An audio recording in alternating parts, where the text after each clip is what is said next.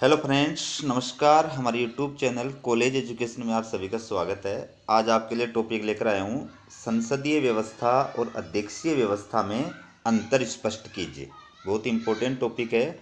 2 number का question भी पूछा जा सकता है। लघुतरात्मक जो क्वेश्चन होता है 5 या 4 नंबर का, वो भी पूछा जा सकता है और निबंधात्मक क्वेश्चन भी पूछा जा सकता है। तो देखिए, कार्यपालिका और व्यवस्थापिका के मध्य आपसी संबंधों के आधार पर आधुनिक लोकतांत्रिक सरकारें दो प्रकार की होती हैं, एक संसदीय सरकार और एक अध्यक्षीय सरकार।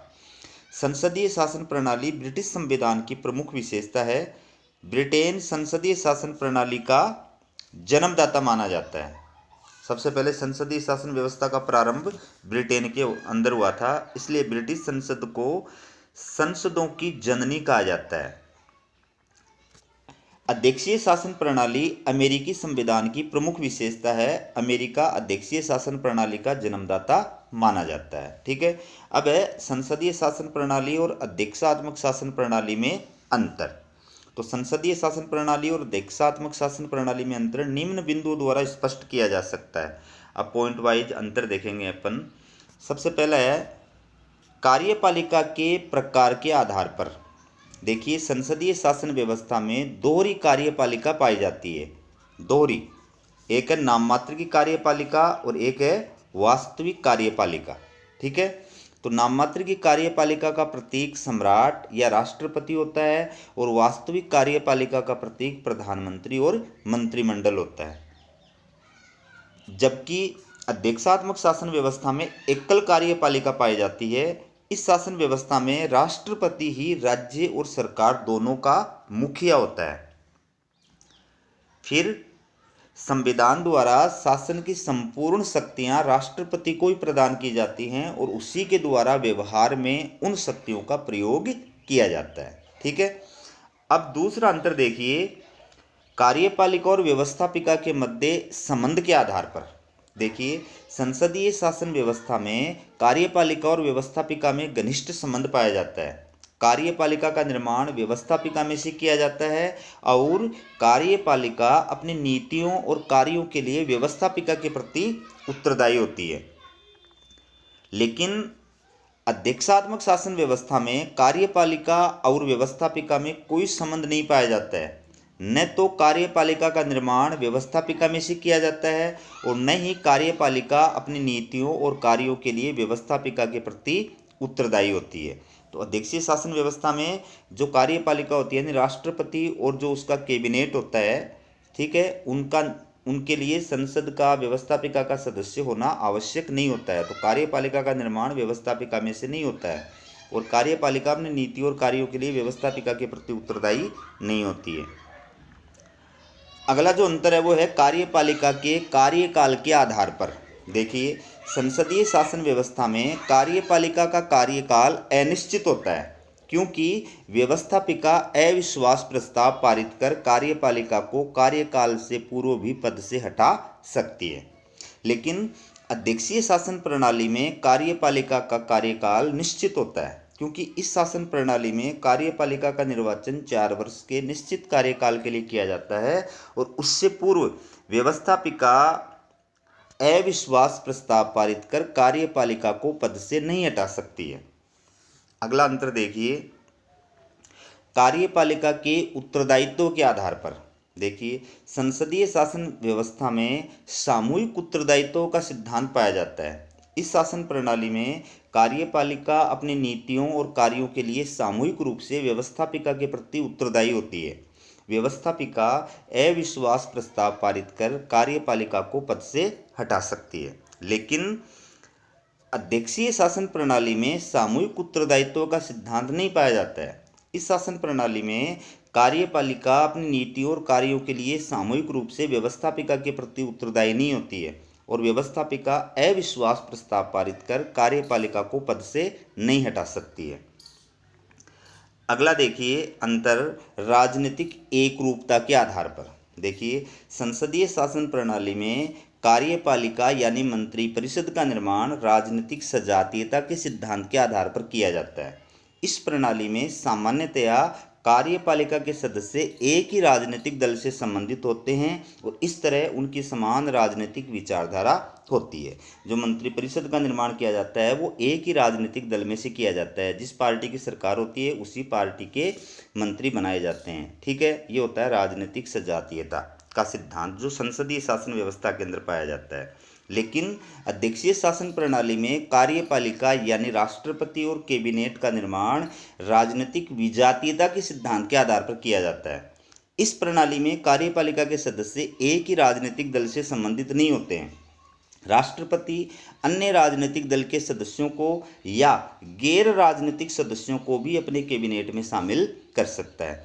तो अध्यक्षीय शासन व्यवस्था में क्या मंत्रिमंडल के निर्माण का कौन सा सिद्धांत पाया जाता है? राजनीतिक विजातीयता का सिद्धांत। मतलब मंत्रिमंडल का निर्माण अपनी ही पार्टी के सदस्यों से हो ये कोई ज़रूरी नहीं है। अध्यक्षीय शासन व्यवस्था में जो कार्यपालिका का प्रधान होता है राष्ट्रपति, वो XYZ किसी भी व्यक्ति को जो है वो अपना मंत्री यानी सचिव बना सकता है।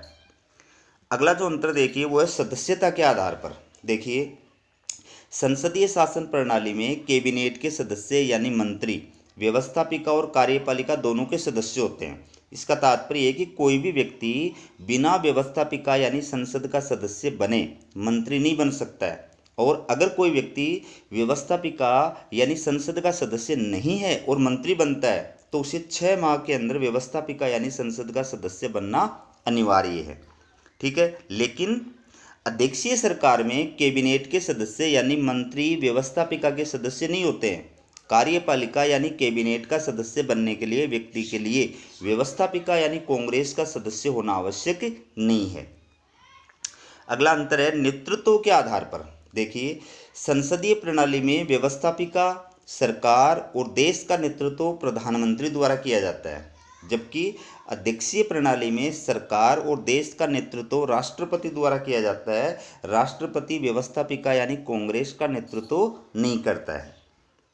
अगला अंतर है व्यवस्थापिका के निम्न सदन को विघटित करने के आधार पर। देखिए, संसदीय शासन प्रणाली में व्यवस्थापिका के निम्न सदन को प्रधानमंत्री की सिफारिश पर राष्ट्रपति द्वारा विघटित किया जा सकता है, लेकिन अध्यक्षीय शासन प्रणाली में व्यवस्थापिका के निम्न सदन को राष्ट्रपति द्वारा विघटित नहीं किया जा सकता है। देखिए आप इसको, संसदीय शासन प्रणाली में व्यवस्थापिका का निम्न सदन, तो संसदीय शासन प्रणाली जैसे भारत, तो भारत में व्यवस्थापिका जो है उसको बोलते हैं संसद, और संसद का जो निम्न सदन है उसको बोलते हैं लोकसभा। तो प्रधानमंत्री जो है वो राष्ट्रपति को सिफारिश करके लोकसभा को कार्यकाल के पूर्व भी भंग कर सकता है, विघटित कर सकता है। ऐसे ही संसदीय शासन व्यवस्था ब्रिटेन के अंदर है, तो ब्रिटेन के अंदर व्यवस्थापिका को पार्लियामेंट बोलते हैं। उसका जो निम्न सदन है उसका नाम है हाउस ऑफ कॉमन्स यानी लोक सदन। तो उसको सम्राट जो है वो प्रधानमंत्री की सिफारिश पर कार्यकाल के पूर्व भी विघटित कर सकता है। लेकिन अध्यक्षीय शासन व्यवस्था में जो व्यवस्थापिका का निम्न सदन है उसको कार्यकाल के पूर्व राष्ट्रपति द्वारा विघटित नहीं किया जा सकता। जिससे अध्यक्षीय शासन व्यवस्था अमेरिका के अंदर है। अमेरिका में व्यवस्थापिका को कांग्रेस कहते हैं, और कांग्रेस का जो निम्न सदन है उसका नाम है प्रतिनिधि सभा। तो प्रतिनिधि सभा को वहाँ राष्ट्रपति के द्वारा कार्यकाल से पूर्व विघटित नहीं किया जा सकता है। ठीक है, अब देखिए कैबिनेट की स्थिति के आधार पर। देखिए, संसदीय शासन प्रणाली में कैबिनेट की महत्वपूर्ण स्थिति होती है। कैबिनेट मात्र एक परामर्शदात्री संस्था नहीं होती है। प्रधानमंत्री द्वारा बिना कैबिनेट के अनुमोदन के कोई भी निर्णय लागू नहीं किया जा सकता है।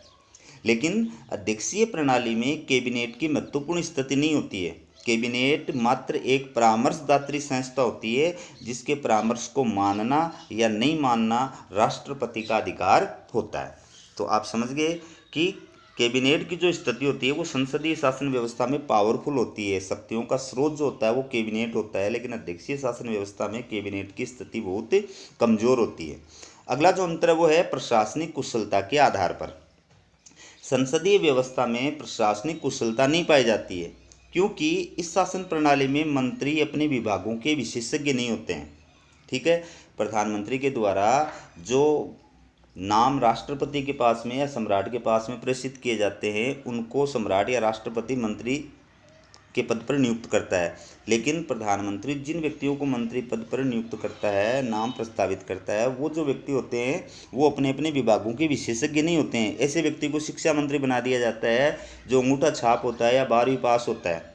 ठीक है। ऐसे मंत्री को दूरसंचार मंत्री बना दिया जाता है जिसको दूरसंचार के विषय में कोई नॉलेज नहीं होता है, तो वहाँ पर उस वजह से प्रशासन में कुशलता नहीं आ पाती है। लेकिन अध्यक्षीय शासन व्यवस्था में आगे देखिए, जबकि अध्यक्षीय व्यवस्था में प्रशासनिक कुशलता पाई जाती है क्योंकि इस शासन प्रणाली में मंत्री अपने विभागों के विशेषज्ञ होते हैं। यानी अध्यक्षीय शासन व्यवस्था में क्या होता है कि जो कार्यपालिका का प्रधान होता है राष्ट्रपति, वो उन्हीं व्यक्तियों को अपना सचिव यानी मंत्री बनाता है संबंधित विभाग का, जो उस विभाग के कार्य में एक्सपर्ट होते हैं, विशेषज्ञ होते हैं। उस वजह से प्रशासन में ऑटोमेटिक कार्य कुशलता आ जाती है।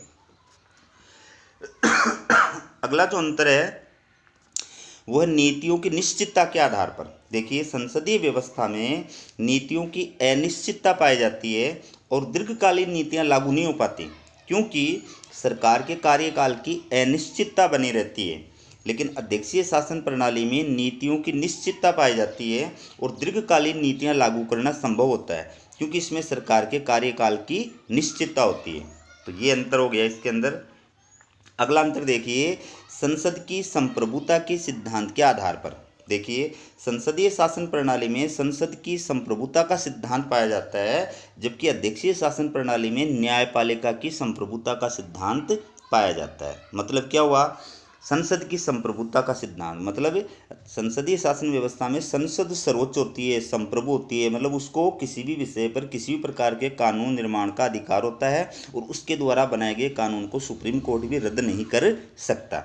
जबकि अध्यक्षीय शासन व्यवस्था में संसद को किसी भी विषय पर और किसी भी प्रकार के कानून निर्माण का अधिकार नहीं होता है क्योंकि वहाँ पर न्यायपालिका की संप्रभुता का सिद्धांत पाया जाता है। मतलब वहाँ पर न्यायपालिका सर्वोच्च होती है, मतलब उसको ये पावर होता है कि वो संसद के द्वारा यानी कांग्रेस के द्वारा बनाए गए कानून की न्यायिक समीक्षा कर सकता है और उनको संविधान के विरुद्ध होने पर अवैध घोषित कर सकता है।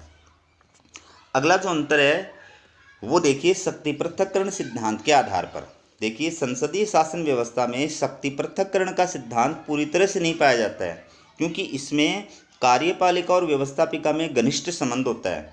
लेकिन अध्यक्षीय शासन व्यवस्था में शक्ति पृथक्करण का सिद्धांत पूरी तरह से पाया जाता है क्योंकि इसमें कार्यपालिका और व्यवस्थापिका में कोई संबंध नहीं होता है। तो शक्ति पृथक्करण के सिद्धांत का जो जन्मदाता है वो है फ्रांसीसी विद्वान मोंटेस्क्यू। मोंटेस्क्यू ने शक्ति पृथक्करण का सिद्धांत प्रतिपादित किया और ये कहा कि भाई सरकार के 3 प्रमुख कार्य हैं, उनको 3 अलग अलग अंगों के द्वारा संपन्न किया जाना चाहिए। कानून बनाने का कार्य व्यवस्थापिका करे, कानूनों को लागू करने का कार्य कार्यपालिका करे और दंड और न्याय प्रदान करने का कार्य न्यायपालिका करे। तो ये हो गया शक्ति पृथक्करण का सिद्धांत कि तीनों अंगों की शक्तियाँ अलग अलग अंगों के अंदर विभाजित कर दी जाती है और तीनों का आपस में कोई संबंध नहीं होता है। लेकिन नीचे देखिए, लेकिन अध्यक्षीय शासन व्यवस्था में शक्ति पृथक्करण का सिद्धांत पूरी तरह से पाया जाता है क्योंकि इसमें कार्यपालिका और व्यवस्थापिका में कोई संबंध नहीं होता है। तो ये जो सिद्धांत है वो संसदीय शासन व्यवस्था में नहीं पाया जाता है क्योंकि उसमें तो कार्यपालिका और व्यवस्थापिका में घनिष्ठ संबंध होता है। मंत्री जो होते हैं वो संसद के सदस्य भी होते हैं, तो दो सरकार के 2 अंगों में आपस में संबंध हो गया। इस वजह से वहाँ पर तो शक्ति पृथक्करण सिद्धांत पूरी तरह से नहीं पाया जाता। लेकिन अध्यक्षीय शासन व्यवस्था में शक्ति पृथक्करण का सिद्धांत पूरी तरह से पाया जाता है क्योंकि वहाँ पर सरकार के तीनों अंग व्यवस्थापिका, कार्यपालिका, न्यायपालिका एक दूसरे से अलग होते हैं, स्वतंत्र होते हैं। अगला अंतर है वैकल्पिक सरकार की व्यवस्था के आधार पर। देखिए, संसदीय शासन प्रणाली में वैकल्पिक सरकार की व्यवस्था पाई जाती है। इसका तात्पर्य है कि सत्तारूढ़ दल के बहुमत खो देने पर राज्य का मुखिया मुख्य विपक्षी दल को सरकार बनाने के लिए आमंत्रित कर सकता है। लेकिन अध्यक्षीय शासन प्रणाली में वैकल्पिक सरकार की व्यवस्था नहीं पाई जाती है। इसका तात्पर्य है कि राष्ट्रपति का पद रिक्त हो जाने की स्थिति में मुख्य विपक्षी दल को सरकार बनाने के लिए आमंत्रित नहीं किया जाता है। तो संसदीय शासन व्यवस्था में तो क्या होता है कि जो प्रधानमंत्री होता है, जिस पार्टी की सरकार होती है, प्रधानमंत्री होता है, अगर मान लीजिए उसके विरुद्ध अविश्वास प्रस्ताव पारित हो गया या उसकी सरकार किन्हीं कारणों से गिर गई, तो क्या होता है कि राष्ट्रपति या सम्राट जो होता है वो विपक्ष के नेता को सरकार बनाने के लिए आमंत्रित कर सकता है और दोबारा चुनाव कराने की जरूरत महसूस नहीं होती है। लेकिन अध्यक्षीय शासन व्यवस्था में वैकल्पिक सरकार का प्रावधान नहीं होता है कि अगर राष्ट्रपति का पद किन्हीं वजह से 4 साल के कार्यकाल के बीच में अगर मान लो रिक्त हो गया तो फिर दोबारा चुनाव कराए जाएंगे। दोबारा वैकल्पिक सरकार का मतलब किसी दूसरे व्यक्ति को, दूसरी पार्टी के व्यक्ति को या उस पार्टी के व्यक्ति को जो है राष्ट्रपति नहीं बनाया जा सकता है। अगला अंतर है, लास्ट अंतर है, संकट काल में निर्णय लेने के आधार पर। देखिए, संसदीय शासन प्रणाली में संकट काल में शीघ्र निर्णय लेना संभव नहीं होता है, क्योंकि इसमें शासन की संपूर्ण शक्तियां मंत्रिपरिषद में निहित होती हैं। जबकि अध्यक्षीय शासन प्रणाली में संकट काल में शीघ्र निर्णय लेना संभव होता है, क्योंकि इसमें शासन की संपूर्ण शक्तियां राष्ट्रपति में निहित होती हैं। तो एक तो पूरी की पूरी मंत्रिमंडल जो है उसी के अंदर निर्णय लिया जाएगा, तो उसकी मीटिंग बुलानी पड़ेगी, फिर बहस होगी, चर्चा होगी, फिर निर्णय लिया जाएगा, तो काफ़ी वक्त खराब हो जाएगा। और एक अकेला व्यक्ति यानी राष्ट्रपति डिसीजन लेगा, तो वो अपने स्तर पर जो भी डिसीजन लेना है समय के अनुकूल वो इमरजेंसी के अंदर ले सकता है। तो दोस्तों, ये संसदीय शासन व्यवस्था और अध्यक्षीय शासन व्यवस्था में प्रमुख अंतर है जी, आप देख सकते हैं। वीडियो कैसा लगा कमेंट करके ज़रूर बताएं, और वीडियो का लिंक अपने साथियों के पास में शेयर करें, ताकि नए विद्यार्थियों के पास भी वीडियो पहुंच सके। और आप हमारा वीडियो देख रहे हैं इसके लिए धन्यवाद, लेकिन आप चैनल को सब्सक्राइब नहीं कर रहे हैं। आपसे निवेदन है कि चैनल को सब्सक्राइब ज़रूर करें।